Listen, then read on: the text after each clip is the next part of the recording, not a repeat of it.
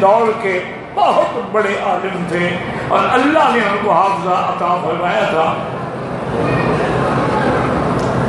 ان کی جب شادی ہوئی تو ان کے بھی تو ساتھی تھے نا جی، دوست اس زمانے میں تھے نا، سب کے ہوتے ہیں۔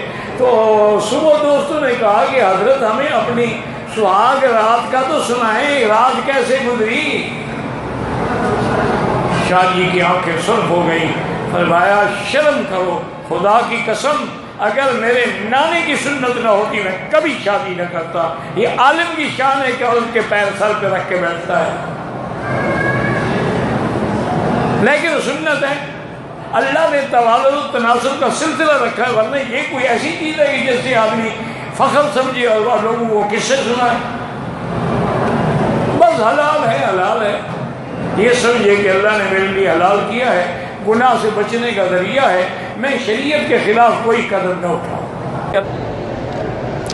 آپ کے والد کو حضرت علامہ انور شاہ کاشمیری نے جو عمل بتلایا تھا، قرآن پاک کا ترجمہ اور حدیث کی تفسیر، بالکل آپ کیوں نہیں کر سکتے؟ قرآن حدیث کا مسئلہ ہے، کوئی خاص وظیفہ تو نہیں ہے نا۔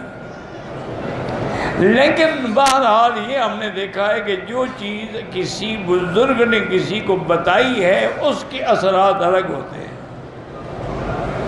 ویسے پڑھو انشاءاللہ ثواب ہوگا، قرآن ہی ہے نا، لیکن وہ ثمرات و برکات جو مترتب ہوئے تھے وہ ضروری نہیں ہے کہ تم پڑھو تو ویسے بھی ہو جائیں۔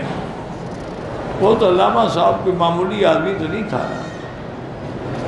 علامہ انور شاہ کاشمیری رحمۃ اللہ علیہ محدث زبان تھے، اور اپنے دور میں یہ آدمی وہ ہے جو امام بخاری کے بعد جس کا حافظہ تھا۔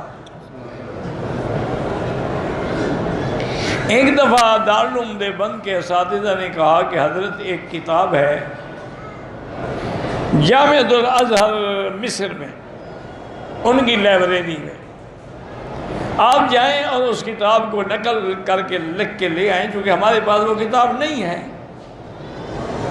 علامہ صاحب تشریف لے گئے، جب وہاں پہنچے تو جامع ازہر والوں نے کہا کہ حضرت ٹھیک ہے آپ سفر کر کے آئے ہیں، لیکن ہمارا بھی کچھ اصول ہے کہ ہم اپنی لائبریری میں پڑھنے کی اجازت ہے، مطالعے کی اجازت ہے، نقل کر کے لے جانے کی اجازت نہیں ہے۔